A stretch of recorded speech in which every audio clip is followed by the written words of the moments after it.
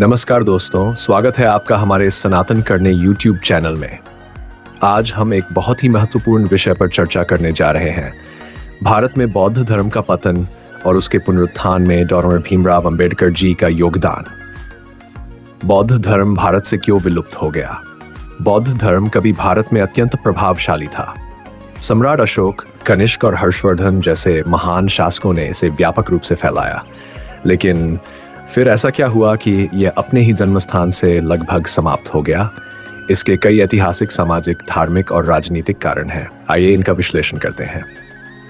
भारत में बौद्ध धर्म के ज्ञान और प्रचार का केंद्र नालंदा, तक्षशिला और विक्रमशिला जैसे विश्वविद्यालय थे। इन विश्वविद्यालयों में न केवल भारत बल्कि चीन, तिब्बत, कोरिया और अन्य देशों के विद्यार्थी भी शिक्षा प्राप्त करते थे। नालंदा विश्वविद्यालय, इसे 11वीं शताब्दी में बख्तियार खिलजी ने जला दिया। इसमें हजारों पांडुलिपियां और ग्रंथ नष्ट हो गए। तक्षशिला विश्वविद्यालय, यह पहले ही हमलों में नष्ट कर दिया गया था। विक्रमशिला विश्वविद्यालय, यह भी मुस्लिम आक्रमणकारियों द्वारा नष्ट किया गया था। इन विश्वविद्यालयों के जलने से बौद्ध धर्म की मूल शिक्षाओं और ज्ञान का एक बहुत बड़ा हिस्सा समाप्त हो गया, जिससे इस धर्म को गंभीर नुकसान हुआ। भाषा और लिपि का परिवर्तन। बुद्ध की शिक्षाएं मूलतः पाली भाषा में थीं, जिसे आम जनता समझती थी, लेकिन धीरे धीरे इसे संस्कृत में बदल दिया गया, जिससे ये केवल ब्राह्मण वर्ग तक सीमित हो गई और आम लोग इसे समझने में असमर्थ हो गए। इसके अलावा बौद्ध ग्रंथ धम्म लिपि में लिखे गए थे, लेकिन जब विश्वविद्यालय को नष्ट कर दिया गया तो ये लिपि धीरे धीरे लुप्त हो गई। इसका परिणाम यह कि लोग बुद्ध की वास्तविक शिक्षाओं को पढ़ और समझ नहीं पाए। बौद्ध धर्म का ब्राह्मणीकरण। जब बौद्ध धर्म का प्रभाव बढ़ा तो ब्राह्मण वर्ग ने इसे कमजोर करने के लिए इसकी शिक्षाओं को तोड़ मरोड़ कर पेश किया। बुद्ध की प्रतिमाओं को बदलकर हिंदू देवी देवताओं के रूप में प्रस्तुत किया गया। बुद्ध को विष्णु का 9वां अवतार बताया गया, जिससे बौद्ध धर्म हिंदू धर्म में समाहित हो गया। रामायण और महाभारत में बौद्ध धर्म के खिलाफ नकारात्मक टिप्पणियां जोड़ी गईं। रामायण के अयोध्या कांड अध्याय 9 श्लोक वंडर जॉय में बुद्ध को अपमानजनक शब्दों में संबोधित किया गया है और उनके अनुयायियों को दंड देने की बात कही गई है।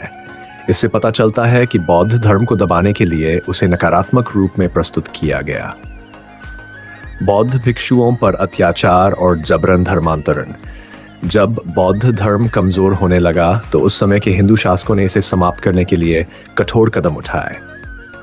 शंकराचार्य जैसे धार्मिक नेताओं ने बौद्ध धर्म को वेद विरोधी बताकर इसे भारतीय समाज से दूर करने की कोशिश की। इसके कारण बौद्ध भिक्षु भारत से भागकर तिब्बत, चीन, श्रीलंका और अन्य देशों में चले गए। यही कारण है कि आज बौद्ध धर्म इन देशों में तो जीवित है, लेकिन भारत में यह लगभग समाप्त हो गया। 5. इस्लामिक आक्रमणों का प्रभाव। जब भारत में मुस्लिम आक्रमणकारी आए तो उन्होंने हिंदू मंदिरों के साथ साथ बौद्ध मठों को भी नष्ट किया। मुगलों और अन्य मुस्लिम शासकों ने बौद्ध धर्म को पुनर्जीवित होने का मौका नहीं दिया। बौद्ध भिक्षुओं का या तो धर्मांतरण कर दिया गया या उन्हें मार दिया गया। डॉक्टर भीमराव अंबेडकर और बौद्ध धर्म का पुनर्जागरण। हालांकि बौद्ध धर्म पूरी तरह समाप्त नहीं हुआ। 20वीं शताब्दी में डॉक्टर भीमराव अंबेडकर ने इसे फिर से जीवित करने का कार्य किया। लाखों अनुयायियों के साथ बौद्ध धर्म स्वीकार किया। उन्होंने बुद्ध और उनका धम्म पुस्तक लिखी, जिसमें बौद्ध धर्म की वास्तविक शिक्षाओं को प्रस्तुत किया।